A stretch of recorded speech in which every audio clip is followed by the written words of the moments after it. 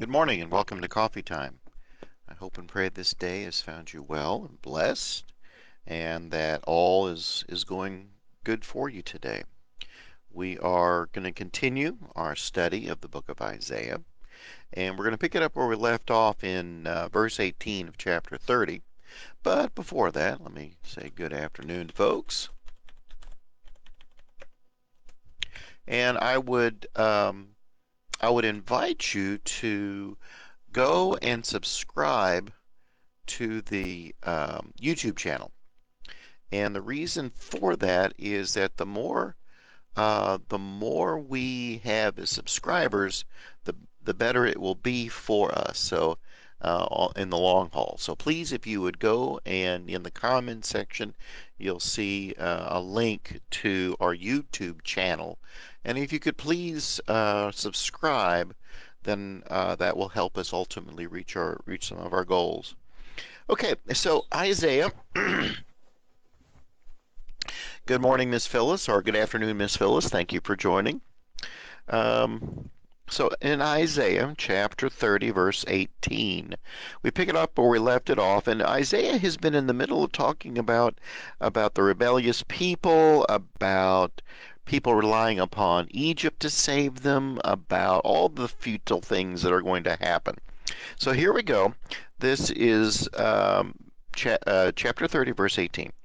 Therefore the Lord waits to be gracious to you, and therefore he will rise up to show you mercy. For the Lord is God of justice. There's that theme again of justice and of making things right that are wrong, to take care of the poor, the widowed, the orphaned, the sick. Those were all the vulnerable portions of the population that were needing to be taken care of. And remember that the old regimes that had been in place didn't do that. Verse 19, Truly, O people in Zion, inhabitants of Jerusalem, you shall weep no more. You will surely be gracious to you at the sound of your cry, and when he hears it, he will answer you. Though the Lord may give you the bread of adversity and the water of affliction, yet your teacher will not hide himself any more, but your eye shall see the teacher. And when you turn to the right, and when you turn to the left, your ears shall hear a word behind you saying, This is the way, walk in it. Then you will defy your silver covered idols and your gold plated images. You will scatter them like filthy rags, and you will say to them, Away with you. Now, this image of Zion obviously is occurring much after the fall of Jerusalem, which takes place several years into the future. And so this is again one of those things that's either being redacted back into the text from some future date, or this is what he saw, because the giveaway is the idols, the gold and the silver idols. Those were prominent during the time of Ezekiel, not so much during the time of Isaiah of Jerusalem, although it was beginning very, very soon. And so here we have this image that, hey, after the destruction, better things are coming, and you're not going to worship, all these crazy things as you did in the past. Verse 23. He will give rain for the seed which you will sow into the ground, and the grain and produce of the ground will be rich and plenteous. On that day your cattle will graze in broad pastures, and the oxen and the donkey that will till the ground will eat silage which has been winnowed with the shovel and the fork. Now we kind of pause there just for a moment, because that's an image of a pasture land which just isn't common in the Middle East. We're talking about a big desert. So what God is referring to here, what Isaiah is referring to on behalf of God in the vision that Isaiah is seeing, is that there's going to be so much water that you're going to have grasslands, which you don't have right now, and such that you're going to be able to graze cattle. Cattle was a rare commodity, and you didn't have large herds of cattle because you didn't have enough water, and you certainly didn't have enough to eat. They're large animals, and they need a lot of ground to eat, whereas goats and sheep don't. Sheep, traverse a large area.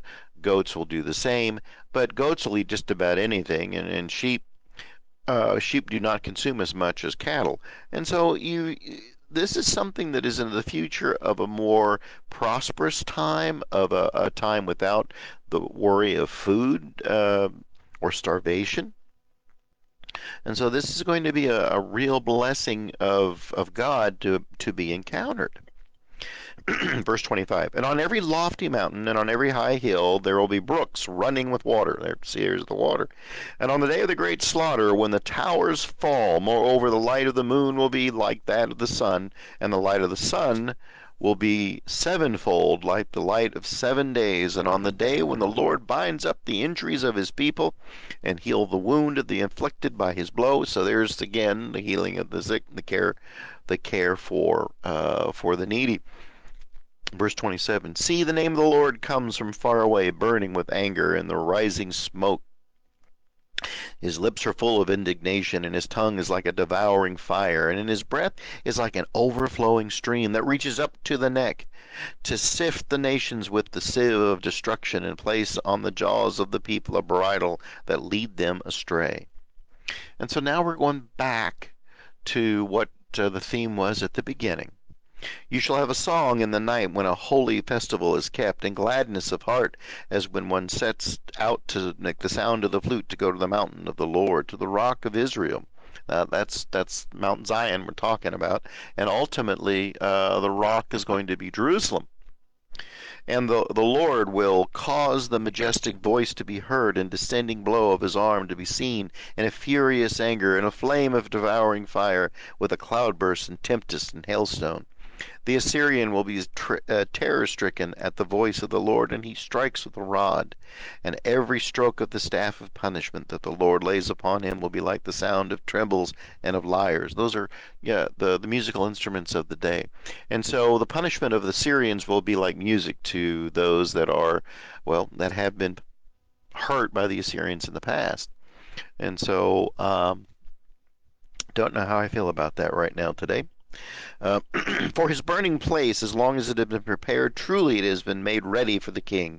Its pyre has been deep and wide, and the fire and the wood in abundance, and the breath of the Lord like a stream of sulfur kindles it. And so there's this imagery here of that the king of Assyria is going to be cooked alive, boiled, or burn up, and God's going to be the one doing it. This is chapter 31. Alas, for those who go down to Egypt for help. Now, that's a theme that we see really strongly represented in both Jeremiah and Ezekiel. Jeremiah went so far as that God made Jeremiah have a sign act of carrying those symbols of the Pharaoh there to the beginnings of the gate that you would enter into the land, and set it right there, and said that this is all going to get knocked down because of your insolence. And here again we see that same kind of language. Continuing. Who rely upon horses, and who trust in the chariots because they are many, and in the horsemen because they are very strong. But do not look to the Holy One of Israel, or consult the Lord. Again, why would you talk to God? After all, you've made your decision. Yet he too is wise and brings disaster. He does not call back on his words, but all rise up against the house of the evildoer, and against the helpers of those who work iniquity. The Egyptians are human, not God. Remember the psalmist, and also Proverbs, that you put your trust in people, you're always going to be disappointed. You put your trust in God, and you'll never be disappointed. Well, God's reminding them, hey, they're people. The Egyptians are human and not God, and their horses are flesh and not spirit. And when the Lord stretches out his hand, the helper will stumble and will be one helped with fall, and they will all perish together. Well, the fall of Egypt had a cataclysmic effect on the whole area, and it really did not recover from that.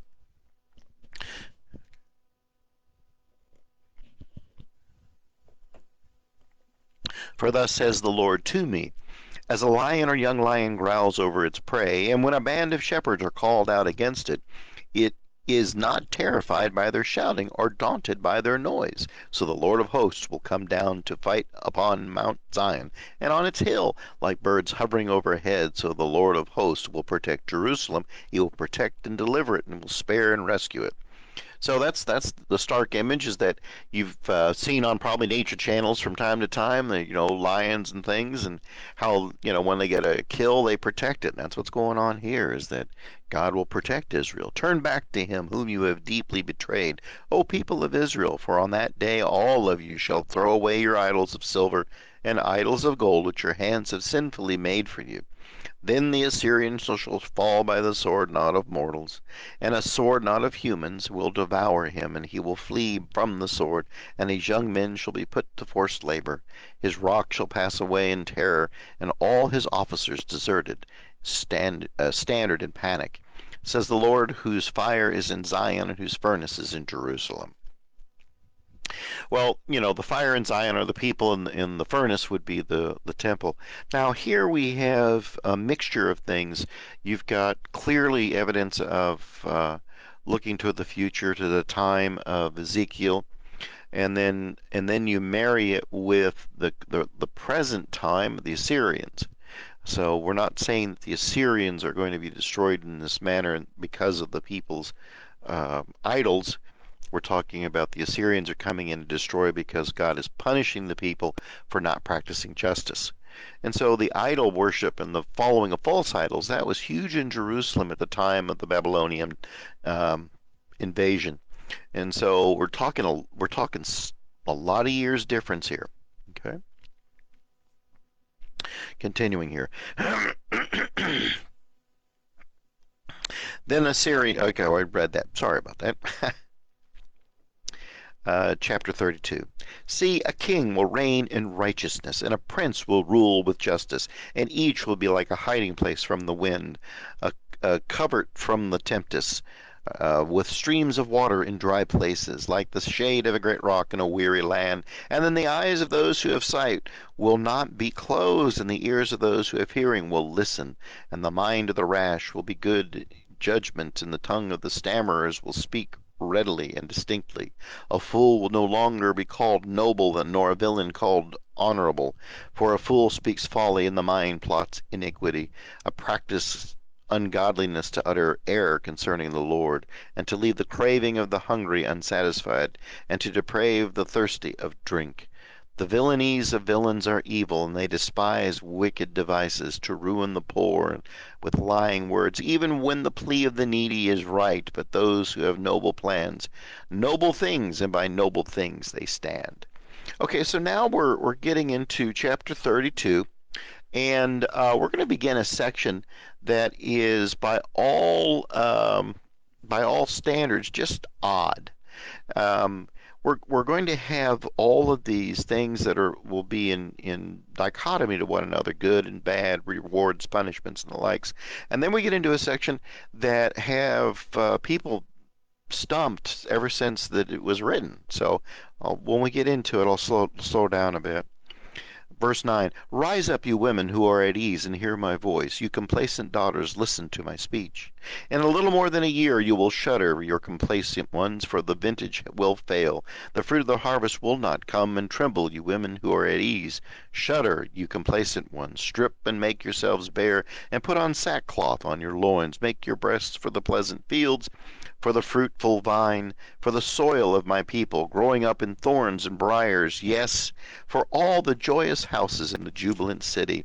For the palace will be forsaken, the populous city deserted, the hill and the watchtower will become dens forever, and the joy of the wild asses a pasture of flocks, until a spirit from on high is poured out on us, and the wilderness becomes a fruitful field, and the fruitful field is deemed a forest. Okay, and so what this is recalling, or what we're talking about here, is that we have another coming disaster. And this disaster is going to be here swiftly. And so when we talk about you women who are at ease, hear my voice, and you complacent daughters, listen to my speech. Well, what we're talking about here is that remember, the creative nature of God is always written in the feminine form. And so when the midst of destruction you don't have families, that just doesn't happen. That doesn't happen very much. And so what we're what's putting the dichotomy here is that on one hand You've got the need to build a new community. On the other hand, you're going to have chaos that will prevent that from happening. And then still yet, back on the other hand, is that you'll be in the midst of joy and celebration, looking towards the future. But in the present, you're going to have destruction and wanton hurt. You're going to have desolation, and it's going to look horrible. Verse 16. Then justice will dwell in the wilderness, and righteous abide in the fruitful field. The effect of righteousness will be peace. The result of righteousness, quietness and trust forever. My people will abide in a peaceful habitation, secure dwellings, and in a quiet resting place. The forest will disappear completely, and the city will be utterly laid low. Happy will be you who sow besides every stream, who let the ox and donkey range free. So instead of trying to control things, you allow God to enter into your life and let God take control. And that's, in a nutshell, that is what we're talking about there. So we begin by reading part of 30 in this process of judgments, punishments, of woes, of salvation, and the reasons are pretty clear that the northern kingdom became fat and happy and decided that they were not going to worry too much about caring for people, and that led to their downfall. They signed an alliance or had a pact with Syria to go fight Jerusalem, because Jerusalem was refusing to fight alongside them against the Assyrians. Uzziah was the king at that particular moment in time, and he was one that had a good army. I mean, he was in a good place. He could have done a lot, but as it turned out, when they tried to attack Jerusalem, they lost and lost handily. The Assyrians come in and take over the whole area pretty easily and fairly quickly, actually. Fairly quickly. And so, as we progress through the text, we can't forget the setting that we're in. And so, as I mentioned a bit ago, now we're into something that has stumped people ever since it was written. And so, let's get through it and then discuss it. Good morning. My Chachagenia is watching today. Thank you. Thank you for watching. So, here we go. This is chapter 33 in the book of Isaiah. Ah, you destroyer, who yourself have not been destroyed, you treacherous one, with whom one has dealt treacherously, when you have ceased to destroy, you will be destroyed. And when you have stopped dealing treacherously, you will be dealt with treacherously. O Lord, be gracious to us, we wait for you. Be our arm every morning, be our salvation in every time of trouble. At the sound of the tumult, people fled. Before your majesty, nations scattered. Spoil was gathered as the caterpillar gathers. As locusts leap, they leapt upon it. The Lord is exalted, and he dwells on high. He filled Zion with justice and righteousness, and he will be the stability of our times. Abundance of salvation, wisdom and knowledge, the fear of the Lord is Zion's treasure. Listen, the valiant cry in the streets, the envoys of peace weep bitterly. The highways are deserted, travelers have quit the road, the treaty is broken, its oaths are despised, its obligations is disregarded, the land mourns and languishes. Lebanon is confounded and withers away, Sharon is like the desert, and Bashan and Carmel shake off their leaves. Now I will rise, saith the Lord, and I will lift myself up. Now I will be exalted. You conceive you conceive chaff, but you bring forth stubble. You breathe, your breath is fire, but that will consume you, and the people will be as if they were burned to lime. Like thorns cut down, they are burned in the fire, and here you are far away. What have I done? You who are near, acknowledge my might. The sinners of Zion are afraid. Trembling has seized the godless. Who among us can live with the devouring fire, and who among us can live with the everlasting flame? Those who walk righteously and speak uprightly, who despise the grain of oppression, who wave like a bribe instead of accepting it. And who stop their ears from hearing of bloodshed and shut their eyes from looking on evil? They will live on in the heights, and their refuge will be the fortress of the rocks, and their food will be supplied and their water assured. Okay, chapter 33 is a prediction of what will become of people if they follow God. The difficulty we have in this is the timing, is the fact that it doesn't really fit. Its structure is very different. The poetry is beautiful, but it just doesn't fit. So some scholars believe that this was something that was added much later. Other scholars have said that, well, maybe we just don't know. Maybe we just don't know. And so, to this point in our reading of it, we have these images of people, these images of what happens when they do wrong, what happens when they do right. We have when we look at the valiant and the cries in the street, that's kind of an odd way because the word valiant itself is not clear as to what it really means. I mean, we're interpreting it that way, but we just don't know. They just don't know. Now, I paused at 17 just to get us kind of caught up here from this particular section. Notice that the reward for righteousness is to have plenty to eat, plenty to drink, a safe place to live, and to have the comfort of the Lord. So that part of it is clear. Whether it's referring to the people of Israel or the people of Judah, we don't know. If it's referring to a particular time or series of events, we don't know. Or maybe it's just added commentary after the fact. We don't know. So let me pick it up again at verse 17. Your eyes will see the king in his beauty, and will behold a land that is stretched far away. Your mind will muse on the terror. Where is the one who counted? Where is the one who weighed in tribute? Where is the one who counted the towers? No longer will you see the insolent people, the people of an obscure speech that cannot comprehend, stammering in a language that you cannot understand. Look on, Zion, the city of our appointed festivals. Your eyes will see Jerusalem, a quiet habitation, an immovable tent, whose stakes have never been pulled up, and none of these ropes will be broken. But there the Lord in majesty will be for us a place of broad rivers and streams, where no galley or oar can go, no stately ship can pass. For the Lord is our judge, the Lord is our ruler, the Lord is our king, and he will save. Your rigging hangs loose, it cannot hold the mast firm in its place, or keep the sails spread. They prey and spoil in abundance, and will be divided. Even the lame will fall to plundering, and to no inhabitant will say, I am sick. The people who live there will be forgiven their iniquity. Again, some more confusing verses.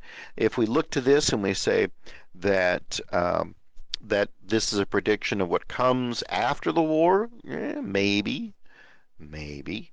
But if we look close to this, there's still some things that are just kind of difficult to follow. For example, when Isaiah is saying your mind will muse on the terror, where is the one who counted? Where are the ones who weighed the tribute? Where are the ones who counted the towers? Those are the leaders, the kings, the princes, the priests who were in the land.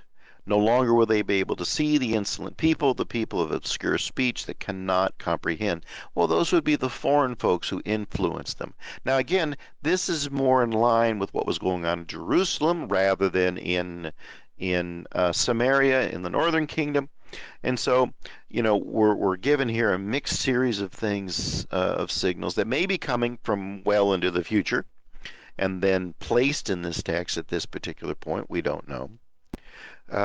Or it could be that Isaiah is seeing this. Remember, he's the prophet who sees the prophecy and writes it down. And so his way of describing things is unique, and it has some aspects which we just needed to take into consideration as we view this. So as we move through this, we see that Zion is held out as being the place of the appointed festivals, which, if we recall our history and we recall how the people of Israel came out of the wilderness carrying the Ark of the Covenant, and each night erecting the tent, and then the Ark would go into the tent. What we're talking about here is that, like that, God will reside with the people forever and will not be moved. And that's why we have the tent and the immovable tent, the stakes that can't be broken, and the like. And so we always can depend upon God being present. And the reason we can do that is because God, the Lord is our judge, the Lord is our ruler, and the Lord is our king, and he will save us. And so we have to remember is that this goes all the way back to Samuel. And when Samuel was told by God to anoint a king, it was really disappointing for God and Samuel.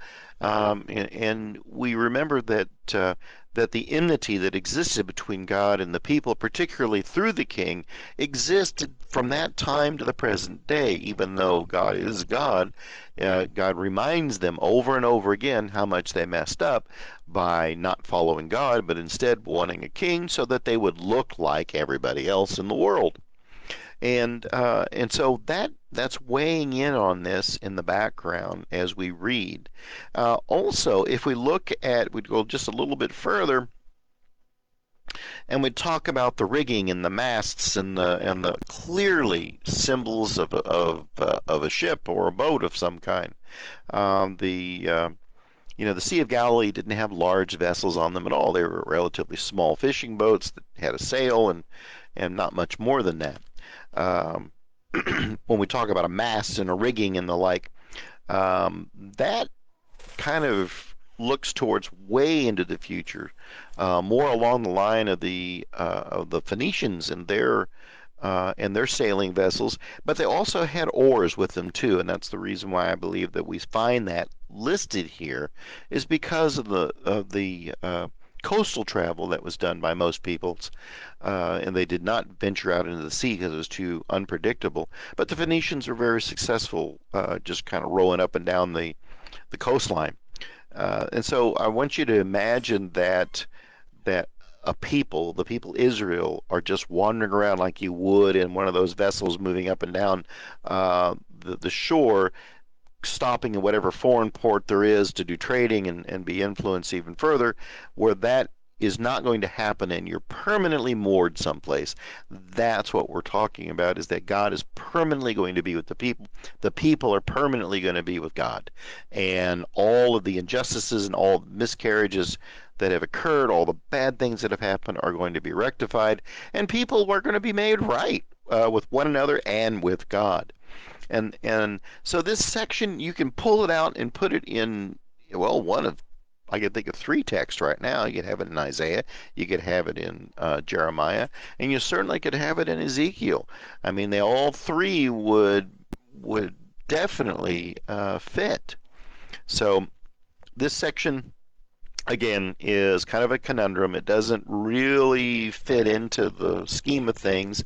It has some themes that are common and similar. But like, for example, this is the first time we've heard of a rigging and mast. First time. This is the first time we've heard of the immovable tent. We've not had that before.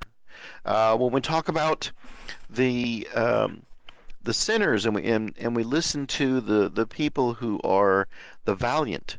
Well, we've not had that before. And so because of these words are fairly different, their usage is different, there is some suspicion that this has come from some future date that was added into the text much, much later. But, I mean, I leave that up to you to make that decision yourself. Read the text, see if it makes sense to have it here, and if it does, great. Go on. Don't think anything more about it. What we draw from this, though, is the common theme that's throughout this section of the Bible, and that is that we need to rely upon God and not upon people. And if we follow God, then we are going to have less problems. It's not going to make them all go away, but there'll be less problems, and we will enjoy and be enriched because of the presence of God. So, I mean, it's a very straightforward message, and it's done in a very different way. So, we'll be stopping there. It is just about time in chapter 34. So we're going to stop there for today, I hope and pray that you have a great day. We'll pick it up there tomorrow at 10:30. This is chapter 34. Tomorrow at 10:30 we'll pick it up. So with that, I hope and pray then, and remember that you are loved, that you're not forgotten, that God loves you, and so do I. And I want you to have just an incredible day today. So take care, God bless, and have a wonderful day. Bye.